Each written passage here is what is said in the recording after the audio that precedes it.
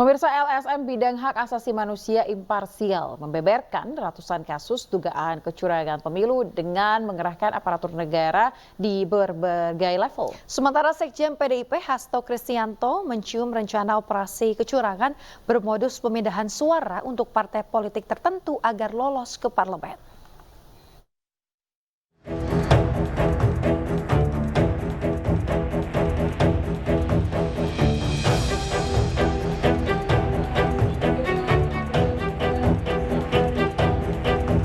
Lembaga swadaya masyarakat yang bergerak di bidang hak asasi manusia imparsial membeberkan temuan 121 kasus dugaan kecurangan pemilu selama masa penetapan Capres-Cawapres yakni 13 November 2023 hingga 5 Februari 2024. Kecurangan diduga turut dilakukan aparatur negara di berbagai level.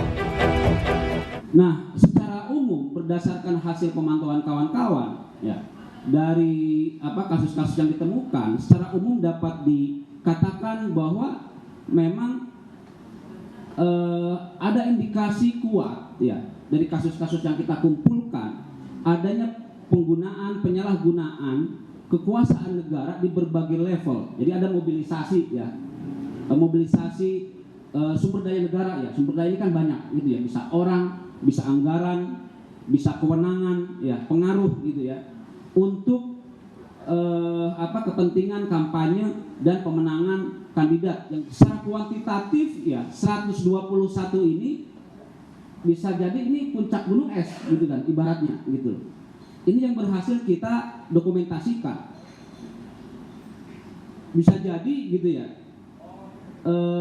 ada banyak kasus-kasus lain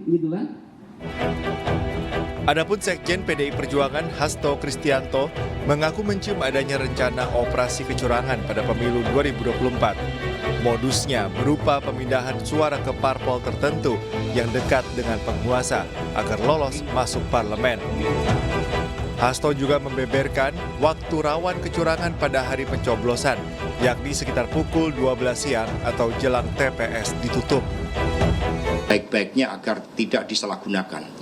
Di beberapa wilayah laporan dari rapat Commander Calls yang kami lakukan tadi pagi muncul berbagai gerakan-gerakan untuk memindahkan suara dari partai-partai tertentu dipindahkan ke partai yang belum lama muncul yang dekat dengan kekuasaan.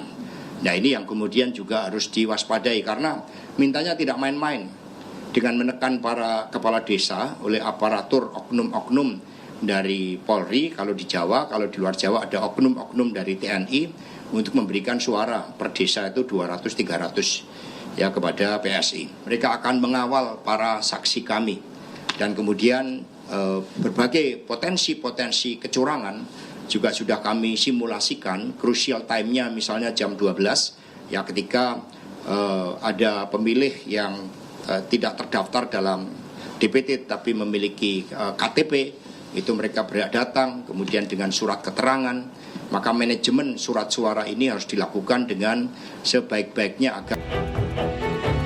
Sementara itu Ketua KPU Hasyim Asyari meminta masyarakat percaya komisi yang dipimpinnya bekerja sesuai aturan, profesional dan selalu menjaga integritas serta netralitas sehingga pemilu bisa dikawal secara jujur dan adil. Antisipasi mencegah kecurangan pemilu kerap dilontarkan sejumlah pihak, termasuk para capres dan cawapres. Mereka mengajak seluruh pendukungnya untuk mengawal jalannya pemungutan dan penghitungan suara di seluruh TPS. Tim Liputan iNews melapor.